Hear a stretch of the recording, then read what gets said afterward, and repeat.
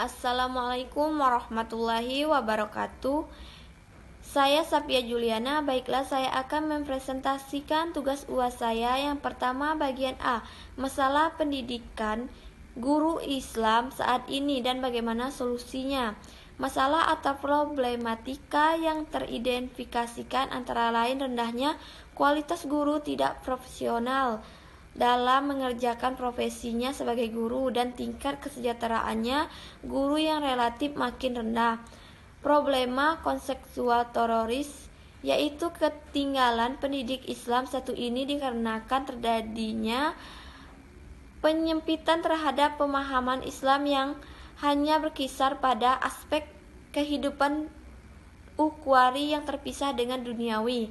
Solusinya adalah dari masalah-masalah yang mengemukakan di atas, maka tugas pertama dalam pelaksanaan sistem pendidikan sehingga dapat menghasilkan tenaga kerja yang berkualitas, yang berkomprehensif untuk bersaingan perjuangan dalam meningkatkan mutu pendidikan, menuntut pendidikan, kerja keras dari semua ketenagaan pendidikan serta kerja sama antara pendidik. Bagian B, ada apa dengan peserta didik Islam saat ini dan bagaimana solusinya?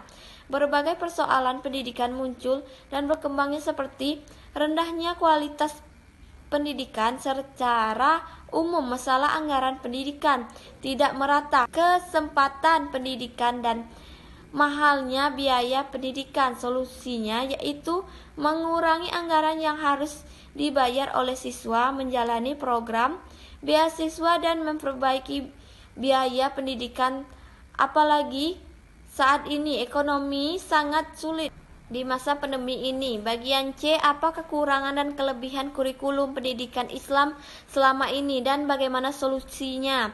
1. Lebih menekankan kepada pendidik karakter. Solusinya adalah untuk lebih maksimalkan pembentukan karakter peserta didik. 2. Memungkinkan siswa lebih aktif dan kreatif. Solusinya adalah karena didesain secara khusus agar siswa lebih inovatif dan kreatif di dalam berbagai hal. 2. Lebih responsif terhadap fenomena sosial yang ada. Solusinya peserta didik agar lebih diakari untuk mandiri dan tanggapan dalam berbagai fenomena sosial. Selanjutnya kekurangannya, 1. Guru tidak akan dilibatkan dalam pembuatan kurikulum. Solusinya, langkah baiknya kurikulum yang disusun dilibatkan para guru. Dengan demikian hasilnya pun akan lebih maksimal sesuai dengan kondisi lapangan. 2. Materi yang wajib dikuasai oleh siswa terlalu banyak. Solusinya ada lebih baiknya untuk memaksimalkan materi yang diberikan kepada siswa oleh guru agar materi yang ditanggapkan atau dimengertikan oleh siswa lebih mudah. Bagian D, ada apa dengan sarana dan prasarana pendidikan Islam saat ini? Ada apa dan solusinya? Ada kekurangan sarana dan prasarana pendidikan Islam sehingga pembuatan tidak bagusnya di bidang sarana dan prasarana pendidikan Islam saat ini. Solusinya, ada baiknya suatu pendidikan untuk mengecek sarana dan prasarana agar tidak adanya kelalaian suatu kesekolahan atau pendidikan dalam setiap tahunnya untuk mendata sarana yang telah habis dan tidak banyak dipakai. Bagian E, penyebab kurangnya minat anak-anak atau pelajar untuk mengikuti kegiatan pembelajaran Islam yaitu 1. Pendidikan Islam terlalu banyak membahas makalah dahulu. 2. Dengan adanya zaman teknologi pembuatan siswa tidak minat dalam pembelajaran menuntut ilmu agama. 3. Kurangnya minat untuk menuntut ilmu akhirat dan hanya mementingkan di duniawi. Solusinya, terutama dari orang tua siswa, mereka harus mengajarkan lebih dahulu kepada calon siswa atau anaknya tentang seberapa pentingnya masalah agama bagi manusia. Yang kedua, sekolah harus mampu memberikan kenyamanan bagi siswa yang belajar sejarah atau ilmu agama Islam, meningkatkan mutu dan kinerja guru dalam pembelajaran Islam dengan didampingi masa teknologi sekarang. Selanjutnya nomor 2, masyarakat adalah merupakan manusia atau individu yang sama-sama tinggal di lingkungan yang sama dan saling berhubungan maupun berkomunikasi antara mereka. Masyarakat sangat berpengaruh besar terhadap peserta didik karena mereka sering berinteraksi dan ada juga sering membantu satu sama lain. Yang harus dilakukan oleh masyarakat untuk meningkatkan mutu pendidikan Islam hanya berhasil apabila didukung oleh keberadaan guru yang berkualitas, karena peningkatan mutu semakin penting bagi masyarakat untuk memperoleh kontrol sikap yang lebih baik melalui usaha sendiri. Nomor 3, apa yang dimaksud dengan lifelong education? Yaitu pendidikan yang seumur hidup, bukan dengan sistem pendidikan saja, tetapi berstruktur, beratur, dan pendidikan sepanjang hayat.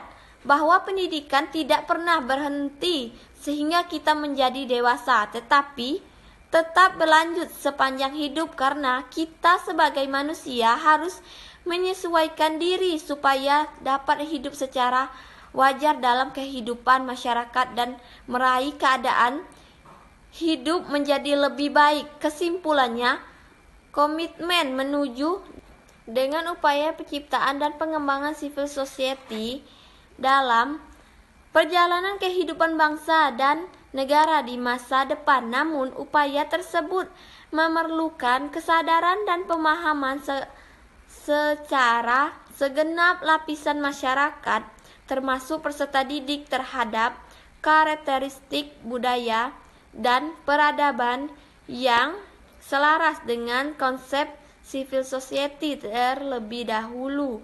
Lagi, jika berbagai tingkat laku yang diwujudkan oleh berbagai komponen masyarakat justrunya masih bertolak belakang dengan nilai-nilai civil society, berupa adanya pemaksaan kehendak, penekanan dari golongan mayoritas terhadap minoritas, tindakan anak yang lain selaras. Tantangan yang masih dihadapi oleh masyarakat Indonesia adalah bagaimana penyebabnya dan menyebarkan luasnya dan menanamkan nilai civil society tersebut, membangun karakteristik budaya dan peradaban yang selaras dengan modernisasi tanpa merupakan jati diri yang keunikan sebagai bangsa. Salah satunya instrumen potensi dan penyebaran luas dan penanaman nilai-nilai civil society adalah melalui pendidikan. NU mempunyai 2 ciri yang esensialnya: 1. Al-i'timad 'alan faris, 2. Fil ijtima'iyah, memasyarakatkan, artinya hidupi oleh masyarakat. Madrasah atau pesantren itu didirikan oleh masyarakat dan dibiayai sendiri oleh masyarakat. Ketika masyarakat mau belajar atau mau menyekolahkan anaknya di pesantren atau madrasah, mereka hanya ditunjukkan tempatnya oleh kiai, kemudian mereka membangunkan kamar sendiri. Hal itu sekarang bergeser. Pesantren atau madrasah tidak berdikari, mereka juga mencari sumbangan ke pemerintah. Wali santri sekarang tidak otomatis menyumbangkan kecuali ada tertarik dari pihak sekolah, jadi tidak ada kesukarelaan seperti dulunya. Walau wali santri menitipkan anaknya kepada pesantren, maka bergunanya pesantren menjadi tanggung jawab wali santri. 4. Muhammadiyah. Menurut garis titik berat program Muhammadiyah adalah di bidang pendidikan yang sistem pengajaran dipolakan sistem sekolah negara sistem pendidikan dan ajaran tersebut bukan dimaksud untuk menciptakan sendiri suatu sistem pendidikan Islam, melainkan untuk mengorganisasikan sistem pendidikan swasta yang sejajar dengan sistem nasional. Memang sejak awal lahirnya Muhammadiyah cenderung menyesuaikan dengan pendidikan kolonial, sekalipun hanya dalam tata cara penyelenggaraan pendidikan dan bukan dalam materi atau isi tujuan pendidikan.